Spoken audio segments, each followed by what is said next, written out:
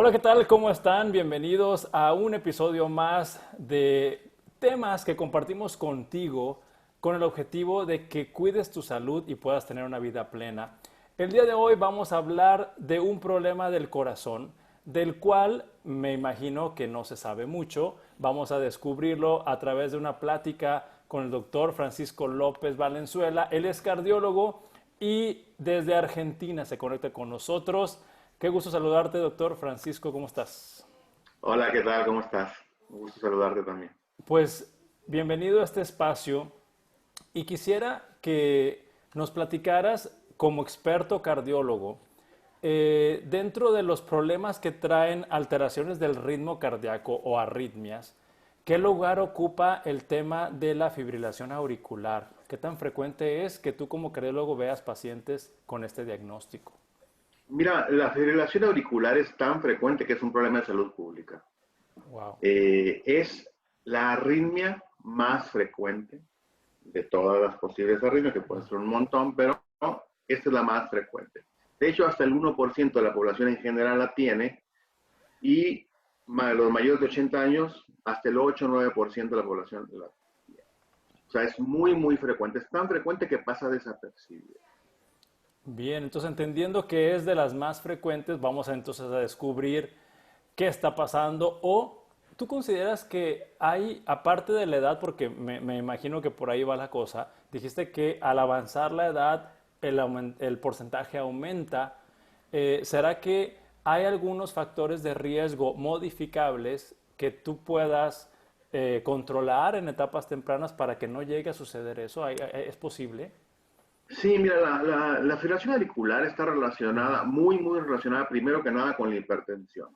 Ok. Segundo, con enfermedades cardíacas de otro tipo, digamos, enfermedad coronaria o valvular y la diabetes. Todas posiblemente modificables, ¿no? O corregibles hasta cierto Ujú. punto, en algunos casos, no en todos. Así que sí, es un padecimiento frecuente, muy frecuente, que lo vemos en gente que tiene muchas otras enfermedades.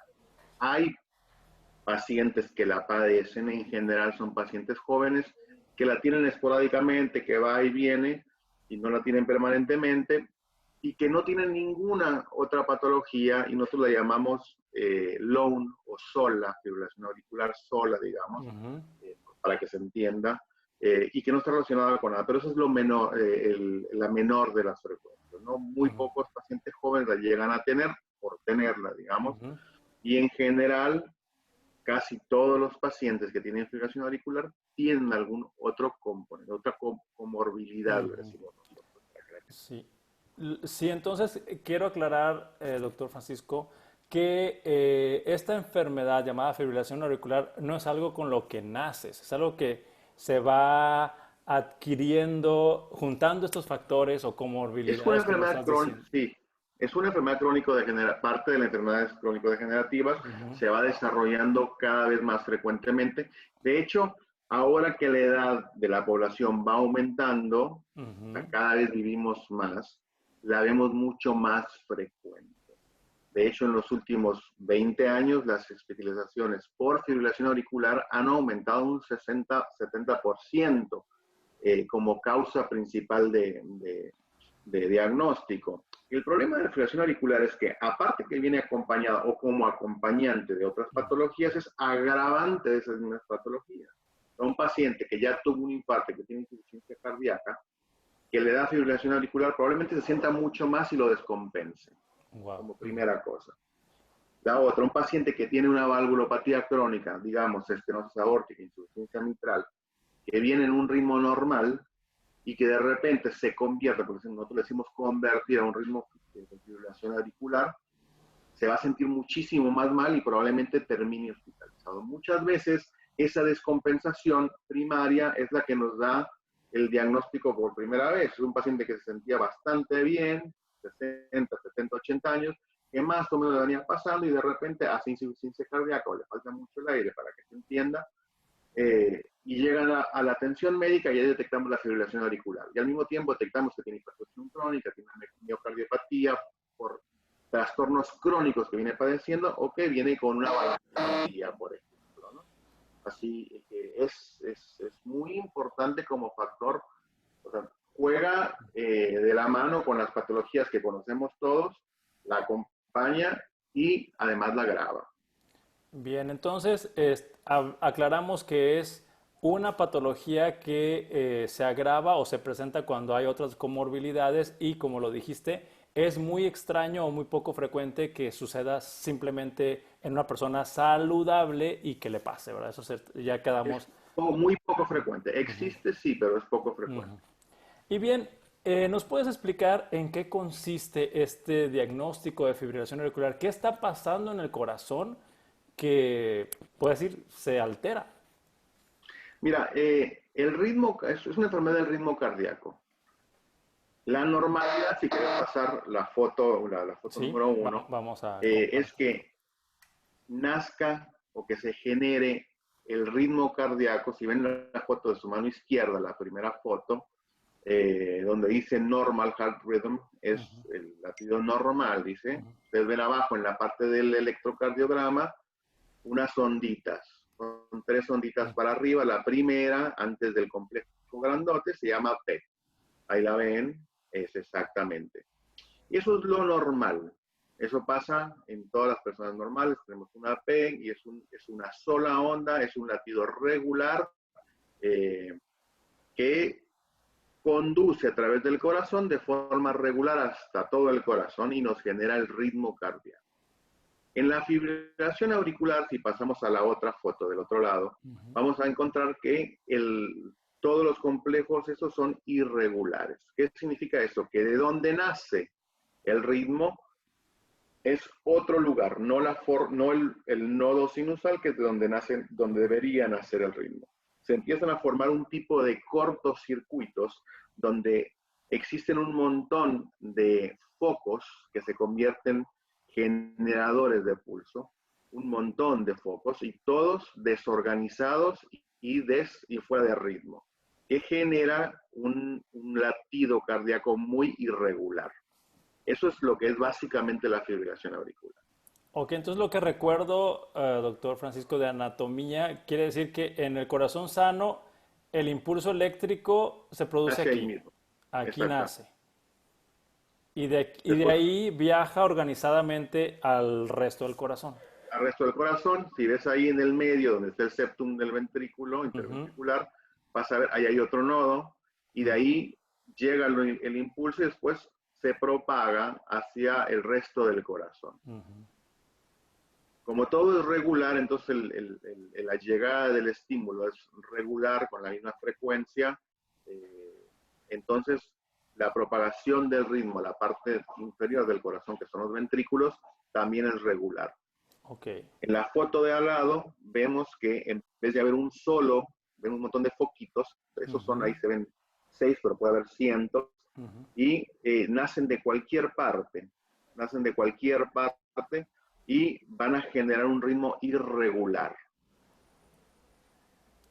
Bien. Entonces, entendiendo esto, que la actividad eléctrica del corazón se desorganiza, ustedes pueden detectarlo, además de los síntomas, por una imagen de un trazo electrocardiográfico, como el que se ve aquí abajo.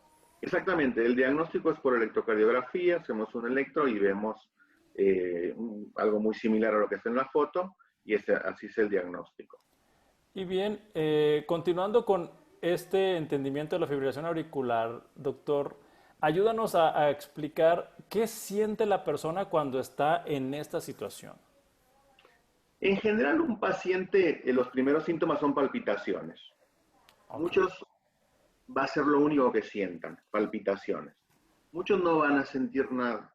En general, la persona que no tiene ninguna otra enfermedad, por ahí se siente que se va a notar, va a sentir las palpitaciones, va a sentir el pulso irregular y en algunos casos como que les falta un poco el aire. El paciente que ya tiene otras enfermedades como la insuficiencia cardíaca, la estenosis aórtica, la insuficiencia mitral o algún otro padecimiento de base, va a agravar los síntomas. El paciente que Ujú, venía más o menos bien, ahora le falta bastante el aire, por ejemplo. ujú, Y desafortunadamente no solamente es eso que te hace sentir mal, sino que es un factor causal de de ACVs, los accidentes cerebrovasculares. Entonces, sabemos que 1 de cada 6 ACVs está relacionado con la fibrilación auricular. ¿Por qué? Porque la aurícula, al ser una contracción de esta forma regular y organizada, hace esto cuando late normal. Cuando tiene muchos focos y que late desorganizadamente, hace esto. O no se mueve casi, como se mueve tan rápido, está moviéndose así. Lo que genera es que en las orillitas, en los recovejos, digamos, recovejos que tiene la aurícula, se llama orejuela ese recovejito para que se entienda, se llegan a formar coágulos, porque no se mueve tanto la aurícula. Y se generan coágulos, esos coágulos en algún momento pasan de la aurícula al ventrículo, y el ventrículo los va a propulsar hacia arriba, hacia la circulación corpórea. Parte de esa circulación es la que va al cerebro. Esos coagulitos, que a veces son chicos, no son tan grandes, son chiquititos, van y se alojan en el cerebro. Al alojarse en el cerebro, tapan una arteria del cerebro y te hacen un accidente cerebrovascular de tipo isquémico, el conocido ACV que toda la gente conoce. Y bueno, en general los ACVs relacionados con fibrilación auricular son muy graves. Son bastante extensos porque tapan una arteria importante y bueno, son complejos. Así que es una de las posibles primeras síntomas. De hecho, hay gente que tiene la fibrilación auricular, que no se da cuenta que la tiene, y su primer síntoma es justamente un ACV. Venía todo bien, hace un ACV, llega al hospital y dice, bueno, ¿qué? No, tiene un ACV, así que, bueno, probablemente sea por la fibrilación auricular. Aquí me surge una duda. Este episodio de palpitaciones, quiero entenderlo, ¿es de minutos o es de horas? ¿O qué tan extenso o largo o corto puede ser? Puede ser muy cortito. Nosotros, al hacer un holter, en pacientes que sienten palpitaciones, ¿no? Que te dicen, no, es que de repente siento que se me acelera mucho el corazón. 6, 7, 8, 10, 15 segundos. Ponemos un holter, que es un electrocardiograma de 24 o 48 horas o más, si uno quiere, y es un electrocardiograma que te estamos monitorizando todo el tiempo. A veces encontramos salvas, le decimos, o sea, un montón de disparos de esa arritmia, que puede ser 5 o 6 latidos, 10, 15, 20 latidos, 1, 2 o 3 minutos o horas. Muchas veces es cuando la gente está dormida, no lo siente tanto, y nosotros le llamamos a esa fibrilación auricular silente, porque no te das cuenta que la tienes. Entonces, es difícil muchas veces determinarlo. A ver, podemos tener palpitaciones por cualquier causa, porque tomaste mucho café, porque te aceleraste, porque te asustaste, porque estás nervioso, por algún otro medicamento, y muchas veces las desestimamos. Y bueno, tengo palpitaciones de vez en cuando, y puede ser fibrilación auricular, que no es lo más común en las personas jóvenes, estamos hablando más en las personas adultas o mayores de 65 años. Pero puede ser cualquier cantidad, desde unos cuantos segundos hasta un montón de horas. Igual las personas la desestiman y no le dan la prioridad que merece el síntoma, y es cuando no nos damos cuenta que es. Hasta que muchos diagnósticos se hacen incidentalmente. Llega el paciente a un control normal porque se va a operar, digamos, y le van a hacer un prequirúrgico y salta que tiene una fibrilación auricular. Mucho de esto es totalmente silente. Bien, entonces estoy entendiendo que no se deben de subestimar las palpitaciones. Siempre que tengas palpitaciones, pues hay que ir al experto, al cardiólogo. En general no. Como te digo, puede haber un montón de causas de las palpitaciones. Pueden ser arritmias normales, latidos extras, que bueno, al verlos uno en el holter se da cuenta, bueno, que son palpitaciones que no va a pasar nada, que son normales. Pero si ya detectamos fibrilación auricular en cualquier momento de la vida, entonces hacemos una estratificación de riesgo. Como nuestro principal problema es evitar el ACV, y queremos que la persona no le dé un ACV, y sabemos que entre más tiempo tengas con la arritmia, más posibilidades tienes de hacer un ACV, entonces tratamos de tratar o evitar el ACV. Es nuestro primer objetivo. Y estratificamos el riesgo. Bueno, ¿a quién le dan los ACVs? Bueno, sabemos que el que tiene fibrilación auricular y está joven, no tiene ninguna otra enfermedad, no tiene hipertensión, no tiene ningún problema cardíaco, no tiene ninguna valvulopatía, no es diabético, no tiene insuficiencia renal, entre otras, pero esas son las principales. Entonces, decimos, bueno, no hay que anticoagularlo. Tomamos la decisión de no anticoagular. Ahora, en pacientes, le damos un score y dependiendo de los puntos que tiene ese paciente, decidimos si anticoagular o no. Cuando aumenta ese score, dices, bueno, ya sabemos que tiene un riesgo mayor. Y si calculamos, bueno, ¿qué me conviene más? ¿Anticoagular o no anticoagular? Nos damos cuenta que nos conviene mucho más anticoagular. Y empezamos a anticoagular a ese paciente. Entonces, la anticoagulación es un elemento importante del tratamiento. Y también se requiere tratamientos antiarrítmicos. ¿Esto ya quedas con el diagnóstico de por vida o solamente con la anticoagulación es suficiente? Dependiendo. En algunos casos intentamos revertir. Si el paciente viene con fibrilación auricular, dependiendo cuánto tiempo tenga con la fibrilación auricular y cómo esté su corazón. Ahí estudiamos la forma, el tamaño, las dimensiones, la función cardíaca, si tiene alguna otra cosa más. Y vemos las posibilidades de retornarlo a un ritmo sinusal, o sea, un ritmo normal. Si hay posibilidades de hacerlo, lo intentamos. Es decir, bueno, de alguna forma, ya sea con medicamento o con un pequeño shock eléctrico, regresar al paciente a un ritmo normal. Cuando ya vemos que las condiciones estructurales del corazón no dan para llevarlo a una normalidad, decidimos, bueno, dejarlo en ese ritmo, pero sí anticoagularlo. Ok. En pocas Depende de lo que palabras, encontremos. se individualiza el tratamiento, no es Claro, lo claro. mismo para todos los pacientes. Lo ideal es regresarlo a un ritmo normal. Hay varias formas de hacerlo, pero cuando vemos que no se va a poder, es mejor no intentarlo o intentarlo una o dos veces y vemos que no va a poderse hacer, bueno, vamos así y seguimos con el control de la frecuencia, o sea, que no se vaya muy rápido la frecuencia cardíaca, porque lo que pasa con la fibrilación auricular es que es tan rápido los latidos de las aurículas que te genera una taquicardia, se va demasiado rápido el corazón y lo que queremos es que no se te vaya muy alta la frecuencia cardíaca, tratando tampoco de llevar a una frecuencia demasiado baja. Entonces hay que ajustar bien los tratamientos. Unas preguntas comunes que me imagino que te hacen es, doctor, ¿con la fibrilación auricular puedo tener una vida normal? En general, sí, con la fibrilación auricular puedes tener una vida normal, hasta cierto punto, digamos, ¿no? Eh, Hay que controlar muy bien todos los otros factores. O sea, si Ok. tienes hipertensión, muy controlada la hipertensión. Cuando los pacientes que tienen hipertensión arterial muy severa, que ya han tenido fibrilación auricular, cuando tienen picos hipertensivos muy fuertes, muchas veces desarrollan un episodio de fibrilación auricular. Entonces tratamos de controlar muy bien eso. Después, si es diabético, controlar muy bien la diabetes y todos los demás. Eso nos va a fomentar a que se mantenga un poco más en ritmo. Desafortunadamente, la fibrilación auricular entre más fibrilación auricular tienes, más vas a tener. Un episodio va a generar otro episodio va a generar otro, y cada vez va a ser más frecuente hasta que en un gran porcentaje de los casos se queda permanente.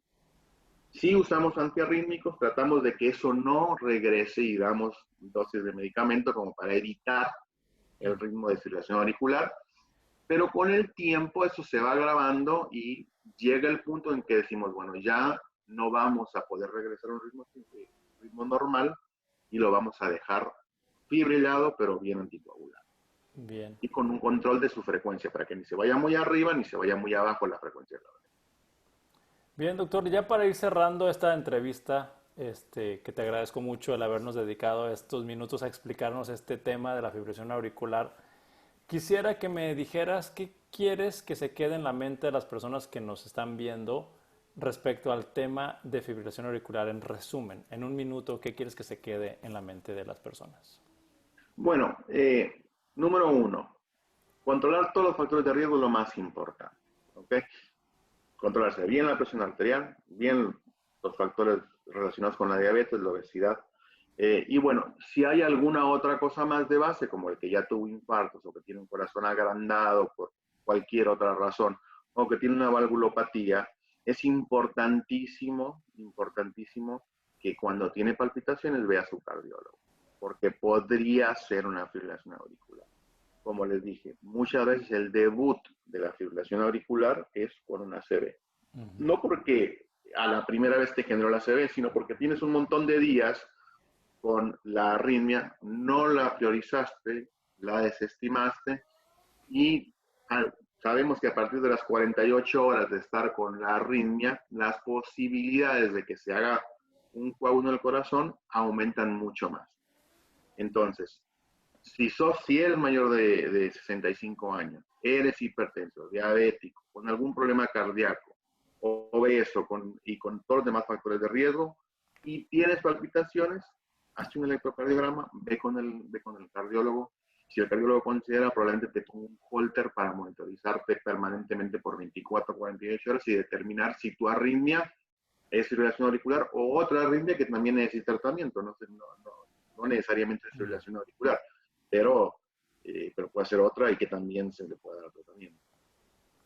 Pues te agradezco mucho, doctor Francisco López Valenzuela, esta valiosa información, y a las personas que nos escucharon y nos siguen, si creen que esta información es de valor para ayudar a alguien, compártanla, y también esperamos que esta información sea para ti muy valiosa para que cuides tu salud y tengas una vida plena. Muchas gracias, doctor Francisco López Valenzuela, perdón, y nosotros nos vemos próximamente en el episodio siguiente. Gracias.